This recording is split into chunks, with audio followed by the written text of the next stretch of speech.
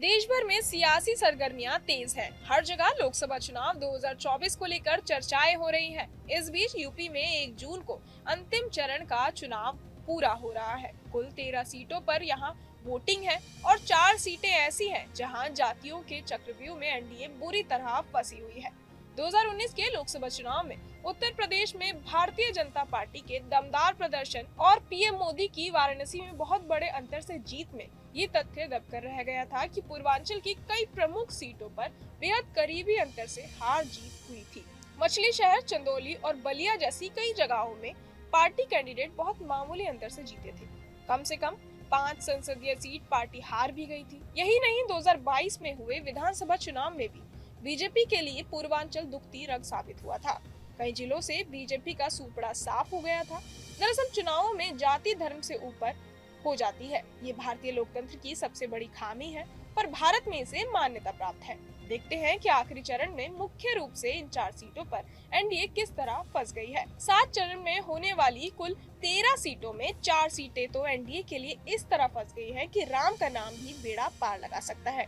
घोसी में एनडीए की ओर से सुबह सपा के प्रत्याशी अरविंद राजभर चुनाव लड़ रहे हैं, जो पार्टी के मुखिया ओम प्रकाश राजभर के लड़के हैं। पर यहाँ समाजवादी पार्टी ने राजीव राय और बीएसपी ने बाल कृष्ण चौहान को प्रत्याशी बनाकर बाजी कठिन कर दी है। मिर्जापुर में एनडीए कैंडिडेट अपना दल की केंद्रीय मंत्री अनुप्रिया पटेल का मुकाबला समाजवादी पार्टी के राजेंद्र एस बिंद से है।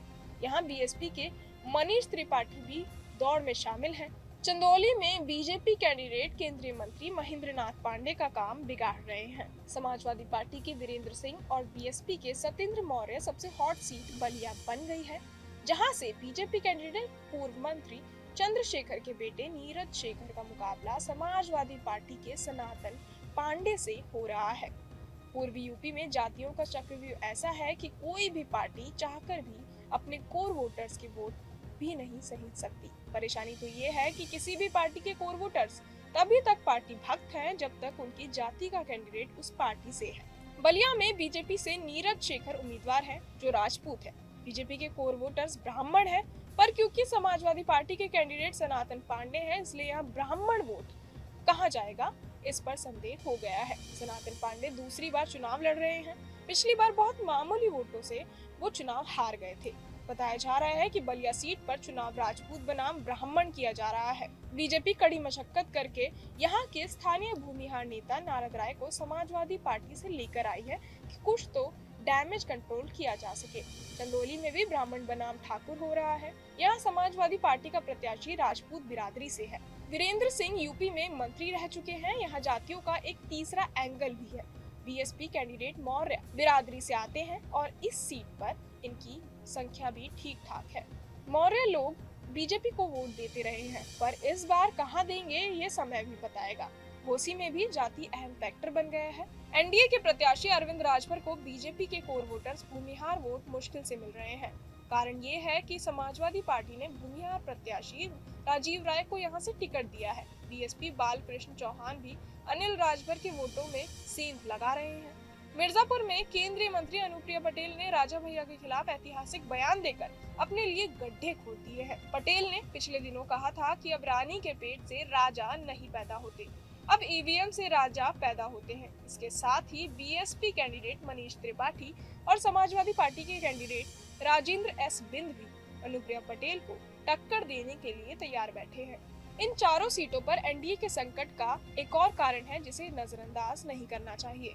इसमें कोई दो राय नहीं हो सकती कि समाजवादी पार्टी ने इस बार बेहतर कैंडिडेट दिए हैं। घोसी लोकसभा से भी समाजवादी पार्टी ने मजबूत प्रत्याशी दिया है। पार्टी के राष्ट्रीय सचिव और प्रवक्ता राजीव राय ने 2012 में यूपी में पूर्ण बहुमत के साथ ही समाजवादी पार्टी की सरकार बनाने में अहम भूमिका निभाई थी और सबसे बढ़कर स्थानीय जातीय समीकरण के हिसाब से बिल्कुल फिट बैठते हैं। घोसी लोकसभा से इसके अतुल राय, कल्पनाथ राय, राजकुमार राय, झारखंडे राय जैसे तमाम भूमिहार नेता प्रतिनिधित्व करते रहे हैं। जाहिर है कि भूमिहार जाति के लोग चाहेंगे कि ये परंपरा बनी रहे। इसी तरह मिर्जापुर से समाजवादी पार्टी के उम्मीदवार राजेंद्र एस बिंद है।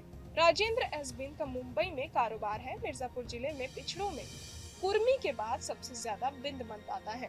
एक अनुमान के मुताबिक करीब 1,40,000 बिंद मतदाता हैं। 2019 के चुनाव में समाजवादी पार्टी ने राजेंद्र एस बिंद को उम्मीदवार बनाया था, पर रामचरित निषाद को प्रत्याशी बना दिया गया। चंदौली से भी समाजवादी पार्टी ने टक्कर देने वाला प्रत्याशी दिया है। वीरेंद्र सिंह समाजवादी पार्टी से पहले कांग्रेस, बसपा और समाजवादी पार्टी में रह चुके हैं। वीरेंद्र सिंह ने चिरईगांव विधानसभा सीट से 1996 में कांग्रेस पार्टी के टिकट पर जीत हासिल की थी। 2003 में चिरईगांव विधानसभा सीट पर हुए उपचुनाव में उन्होंने बसपा के टिकट पर जीत हासिल की और दोबारा विधानसभा में पहुंचे। इसके बाद उनकी राजनीतिक यात्रा में एक बार फिर कांग्रेस और समाजवादी पार्टी शामिल रही। 2017 में फिर से बसपा का दामन थामने के बाद वो फिर से समाजवादी पार्टी में शामिल हो गए। बीते नगर निकाय चुनाव के पहले सपा ने वीरेंद्र सिंह को राष्ट्रीय प्रवक्ता की जिम्मेदारी भी सौंपी थी। बलिया से सनातन पांडे ने पिछली बार बहुत कम वोटों से अपनी सीट गंवाई थी, उन्हें फिर से टिकट दिया गया है। संयोग से बीजेपी ने इस बार फिर राजपूत कैंडिडेट के रूप में नीरज शेखर को टिकट दिया है। ब्राह्मणों को ऐसा लग सकता है कि बीजेपी उनकी उपेक्षा कर रही है। बीजेपी की रणनीति रही है कि वो सिटिंग उम्मीदवारों को टिकट देने से बचती रही है, पर इस बार यूपी में बहुत से कैंडिडेट ऐसे हैं जो लगातार चुनाव जीत रहे थे, इसलिए उन्हें टिकट से वंचित करके पार्टी किसी को असंतुष्ट होने का मौका नहीं देना चाहती थी। इसका दुष्परिणाम कई सीटों पर देखने को मिल सकता है। पूर्वी यूपी में कई ऐसी सीटें हैं जहां से प्रत्याशी तीसरी बार चुनाव लड़ रहे हैं। 7वें चरण में ऐसी सीटों में प्रमुख हैं चंदौली और मिर्जापुर। चंदौली में महेंद्र नाथ पांडे तीसरी बार सांसद बनने की मैदान में हैं।